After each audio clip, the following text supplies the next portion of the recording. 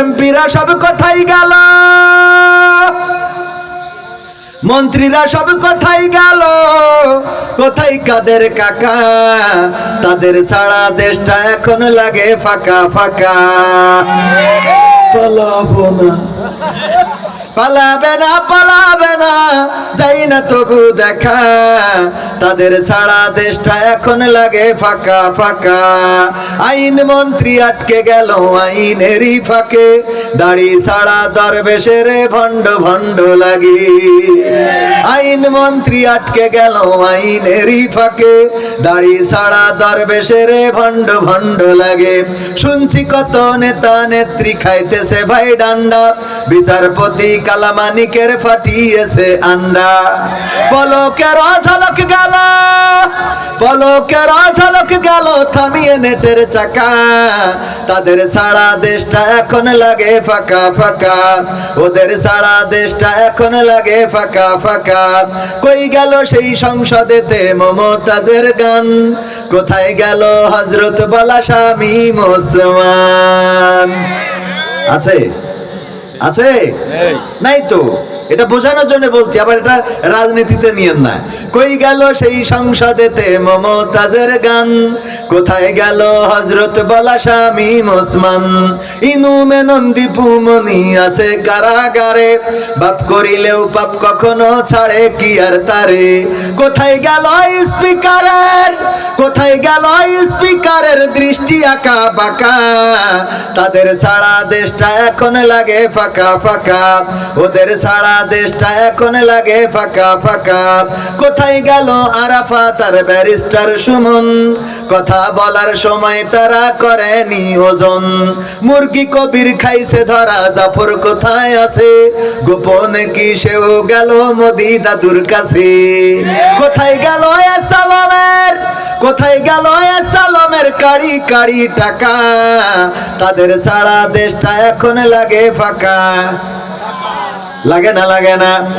ওগো আমার ভাইরা, এই গানটা বললাম এই জন্যে, ইতিপূর্বে যারা ওই সংসদটা কাঁপাতো, সংসদে গান শোনাতো, কবিতা আবৃত্তি করতো, মাননীয় স্পিকারকে পাম দিত, প্রধানমন্ত্রীকে হাওয়া দিত, এই মানুষগুলো আজকে নাই। গোটা সংসদ ধরে পাল্টে আবার নতুন মুখ এসেছে, বলেন ঠিক না বেঠিক? আবার এই মুখগুলো একদিন থাকবে না, আবার নতুন মুখ আসবে। দেশের জন্য যারা কাজ করবে তারা দেশের ইতিহাসে তাদের নামটা স্মরণ হবে, দেশের ইতিহাসে স্মরণাক্ষরে তাদের নাম লেখা থাকবে। শুধু তাই নয়, দেশের কল্যাণে, জাতির কল্যাণে যারা কাজ করবে, আল্লাহ রাব্বুল আলামিন তাদের উত্তম প্রতিদান দান করবেন। কারণ শাসক হওয়া ইসলামে আছে না নাই? আল্লাহর নবী রাষ্ট্রপ্রধান ছিলেন, বিশ্ব নবীর 4 জন খলিফা নাম মনে আছে না নাই? হযরত আবু বকর রাদিয়াল্লাহু তাআলা আনহু, হযরত ওমর রাদিয়াল্লাহু তাআলা আনহু, হযরত ওসমান রাদিয়াল্লাহু তাআলা আনহু এবং হযরত আলী রাদিয়াল্লাহু তাআলা আনহু। কয়জন? 4 জন খোলাফায়ে রাশেদার খলিফা। ওগো আমার ভাইয়েরা, তারা রাষ্ট্র শাসন করেছেন, দেশের মধ্যে ইনসাফ প্রতিষ্ঠা করেছেন। এখন এই বাংলার জমিনে যারাই ক্ষমতায় যাবে, শুধু বাংলার জমিনে নয়, বিশ্বের জমিনে যারাই ক্ষমতায় যাবে রে, তাদের সবাইকে আল্লাহর বিধান কায়েম করার দরকার আছে না নাই? এই বিধান দিয়েছেন কে? আল্লাহ। এটা আওয়ামী লীগের জন্য দেয় নাই, এটা বিএনপির জন্য, জামাতের জন্য, হেফাজতের জন্য নয়। এই বিধানটা দিয়েছেন আল্লাহ রাব্বুল আলামিন বিশ্বের মানবতার জন্য, মানুষের জন্য।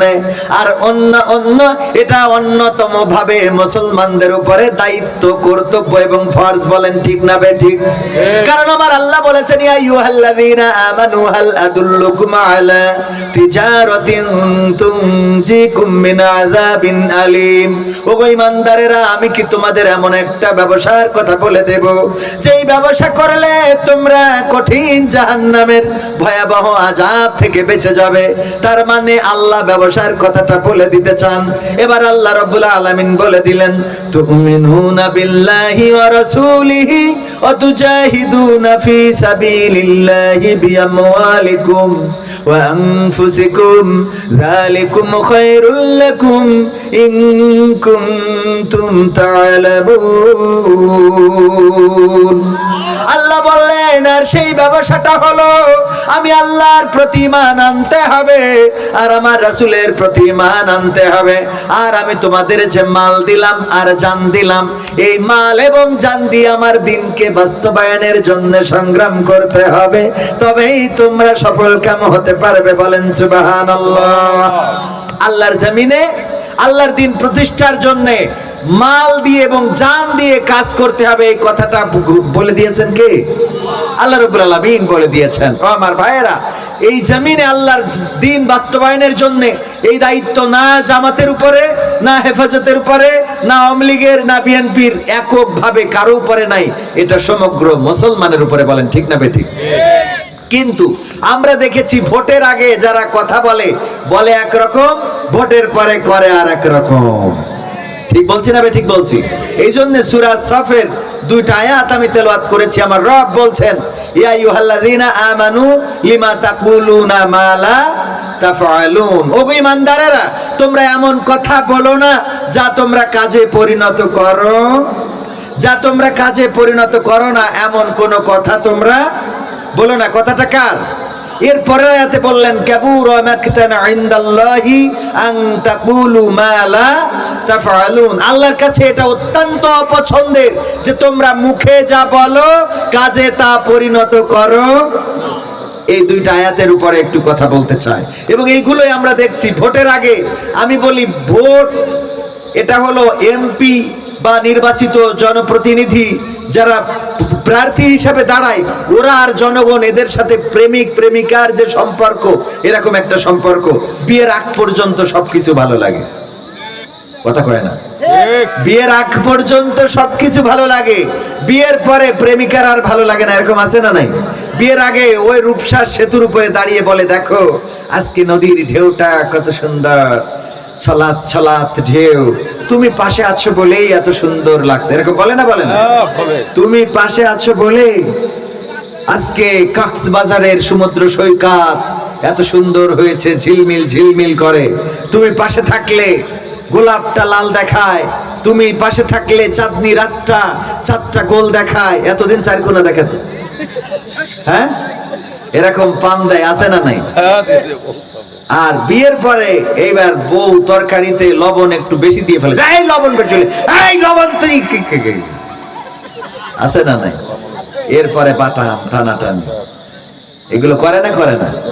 তো আমাদের মনে হয়েছে, আমার মনে হয়েছে যে নির্বাচিত হওয়ার আগে জনপ্রতিনিধিরা ঠিক এরকম মাঠের মধ্যে ভুঁই রচ্ছে, সেখানে দিয়ে জড়াই ধরে, বাবা ঠিক না বে ঠিক? আর ভোটের পরে বাবা একটু হাত মুসাফা করবে, সেন্টেন মাইকি গেছে, তারপরেও আর জড়াই ধরা তো দূরের কথা, মুসাফাই করে না। আছে না নাই? সত্য বলছি না মিথ্যা বলছি? বাস্তবতার সাথে মিল আছে না নাই? এটা প্রেমিক প্রেমিকার সম্পর্কের মতো, বলে একরকম করে আর এক রকম। এই জন্য আল্লাহ বললেন, এই যে আমরা সংসদেও শুনছি, বলতেছে যে আমরা এই যদি রায় না দিতাম তাইলে হয়তো ভোট হতো না, এই জন্য আমরা সেই সময় কৌশলগত ভাবে, বলছে না? বলছে না? কথা কয় না? তাইলে কি হইলো? ভোটের আগে যা, ভোটের পরেও তা হইতে হবে, যতই আপনি জামাতের লোক হন। কথা কয় না? ঠিক না বে ঠিক?